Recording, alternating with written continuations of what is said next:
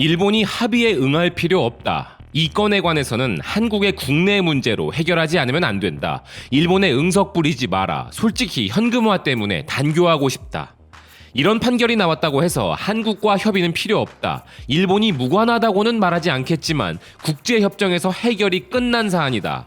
한일 청구권 협정에서 일본 측은 개별 보상을 제안했지만 그걸 거절하고 일괄 지불을 희망한 것은 한국이었다.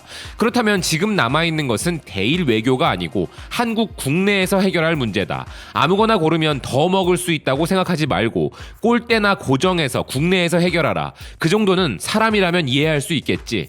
일본은 말려들지 않도록 해야 한다. 일본이 반성할 점은 역대 정권이 한국의 연유에 염증을 느껴 애매하게 미룬 것이다. 다케시마 운운할 거면 이승만 라인의 경위와 일본 어민 사망에 대해서 해명하라. 이 문제에 대해 일본은 협의 따위 하지 않는다. 세수나하고 다시 나오라고 명령할 뿐이다. 한국이 그에 응할 수 있는지는 일본도 주시하고 있다. 일단 상식적인 판결이 나왔지만 피해자 유족회와 그 지지자들은 제소할 움직임이다. 대법원에서 다투는 일이 되므로 그 결과가 나올 때까지 일본 정부는 대한 정책을 바꾸지 마라. 여기서 섣불리 풀어주고 안이하게 움직이지 않는 것이 좋다고 생각한다. 원래 한국이 마음대로 떠들고 있을 뿐이니까 그냥 방치해두면 된다.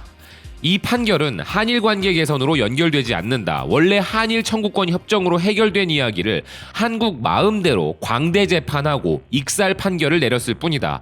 소송을 각하해도 국제법 위반이 되기 때문에 연극을 하고 있을 뿐이다. 상대하지 않아도 된다. 국제법 어기면 담담히 경제적 제재를 하면 된다. 한국이 이 정도로 위험한 나라라고 일반적인 일본인들에게도 이미 알려져 버렸기 때문에 이제 정상으로 돌아갈 수 없다. 실컷 일본으로부터 지원받았으면서 지금 현재도 이런 상태니까. 대만 사람들은 백신만 보내도 시민들께 감사의 꽃이 전해지는데 이런 민도의 차이는 놀라울 뿐이다. 한국과는 단교하고 대만과 협력하여 동아시아의 자유주의를 지키자. 일본 입장에서 보면 당연한 결과다. 근데 지방법원에서 대법원 판례를 뒤집은 거니까 어떻게 보면 대단하다. 근데 이게 G7에서 한일 정상회담 하고 싶어서 내린 판결 아닐까? 결국 또 판결이 뒤집히지 않을까? 그런 일이 일어나면 내가 뒤집힐 것 같다. 도대체 이 나라의 사법제도는 어떻게 된 것인가? 대법원에 승소 판례가 있는데 법원에서는 정반대의 패소. 어떻게 된 거야? 판례는 상관없나 보군. 역시 일본의 재판과는 달리 정부 입장을 헤아리는 재판의 사정이 있나?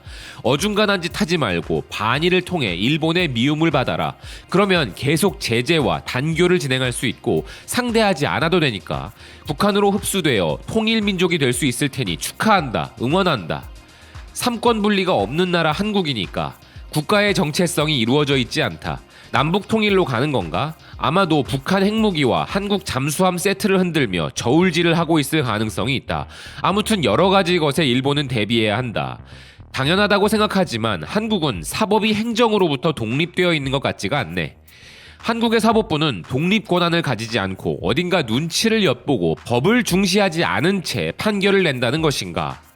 이 나라의 헌법 서문에 거짓말이 적혀있는 만큼 거짓으로 도배된 개도국이다. 선진국으로 보이려는 허세를 부리지만 세계인들의 상대도 받지 못하는 국가이다. 사실은 일본을 동경하고 있겠지만 어느덧 비틀린 국민성이 되었다. 그리고 그것을 깨닫지 못하고 있는 불쌍한 나라이다. 다짜고짜 일본인들의 반응을 전해드렸습니다. 이 내용은 우리 대법원의 강제징용 판결을 뒤집어버린 이번 재판부의 판단에 대하여 일본인들이 가지고 있는 생각들입니다.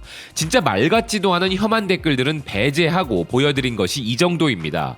강제징용 피해자분들의 배상 판결을 뒤집은 이번 재판부가 만들어낸 결과인 것이죠. 일본의 산케이조차 한국 법원이 이례적인 절차로 궤도를 수정해버린 판결이라 보도하고 있는데요.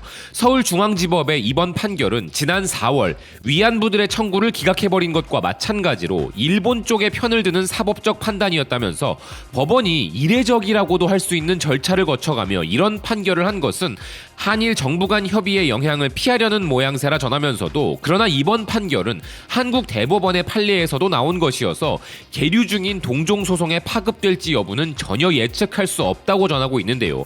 시청자 여러분들도 이미 충격을 받으신 내용이겠지만 이번 재판부의 판결의 충격보다 더 큰 충격으로 다가온 것은 바로 판결문에 있었죠. 이 나라의 국민이라면 모두 분노할 법한, 그리고 사법부의 가치조차 스스로 무너뜨리는 판결 내용이었는데요. 도저히 논리적으로 납득할 수 없는 판결 내용이 대다수이지만 그 중에서도 안보와 국격을 들먹인 부분은 사법부의 권한을 뛰어넘어 헌법 위에 존재한다는 아나무인격 유아독존의 끝을 보여준 판결이었습니다. 타국에게 피해를 입은 자국 국민들에 대한 판결을 함에 있어 소신과 오만의 기준을 잘못 잡은 것은 물론이고, 국제재판소로 가서 패소하면 세계 10강에 이제 막 들어선 한국의 문명국으로서의 위신이 바닥으로 추락할 것이라는 이번 판결문의 내용. 문명국이라는 단어가 혹시 사전적 정의 말고 또 다른 뜻이 있나 싶어 눈을 의심했습니다. 반대로 말하면 일본 측에 손을 들어주는 판결이 아니었다면 이 나라는 문명국이 아니라는 논리이기에 기가 막히는 부분입니다. 또한 서방 세계의 대표 국가들 중 하나인 일본과의 관계가 훼손된다는 언급도 있었습니다. 서방 세계의 대표 국가 일본이라는 말에서는 혹시 이번 판결을 내린 곳이 일본의 법원인가 하는 착각을 하였으며, 관계 훼손에 대해서는 정말 더 어이가 없었는데요. 잘못된 것, 해묵은 것이 쌓여있는 관계에서 이것을 제대로 풀지 않고 관계가 좋아지길 바랄 수 있을까요? 진짜 한일 관계가 좋아지길 바라는 특명을 누군가에게 받았다고 가정해도 이는 그 관계를 더욱 악화시키는 일이었다는 것을 알아야 합니다. 먼저 사법적인 판단 하에서 이 해묵은 문제의 정의를 확실히 하고 대화가 되었던 싸움이 되었던 그 이후에 풀어내야 했습니다. 그리고 한미동맹 손상까지 판결 근거에 등장했습니다. 안보동맹을 뛰어넘어 기술동맹으로 동맹의 정의를 새로이 내리고 있다고 우리 정부도 아닌 미국 정부가 극찬하는 현재, 그 어느 때보다 한미 간의 동맹은 굳건합니다. 아울러 한일 간의 관계에 대해서는 미국이 함부로 나대지 않고 이해를 하는 상황입니다. 이미 해봤지만 효과가 전혀 없었기 때문이죠. 강제로 봉합하는 조치를 말입니다.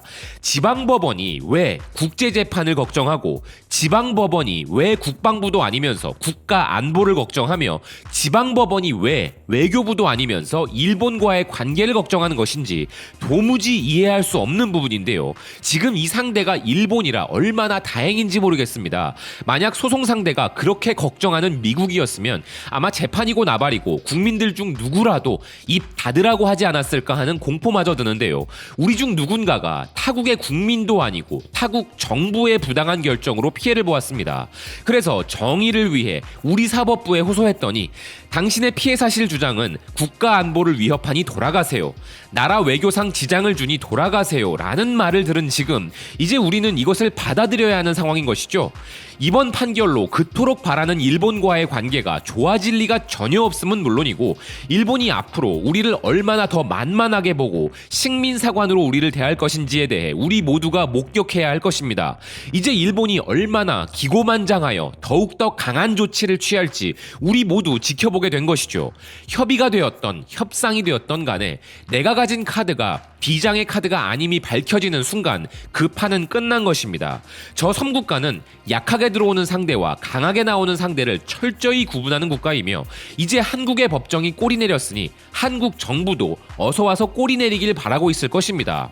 피해자분들의 억울함은 물론이고 아무리 생각해도 이번 판결은 그것이 근거로 삼은 그 모든 일들을 스스로 만들어내어 스스로 국가 위상을 떨어뜨리고 스스로 우리는 일본에게 만만한 호구라는 낙인을 제대로 찍어버린 역사의 길이 남을 사건이라는 생각입니다. 죄송합니다. 대한민국 사법부라는 곳을 잘못 이해하고 살았습니다. 서울법원 한 곳 안에 이 나라의 국방부, 외교부, 청와대, 그리고 대통령까지 모두 다 존재하고 있는 줄 미처 몰랐습니다. 시청해주셔서 고맙습니다. 또 뵙겠습니다.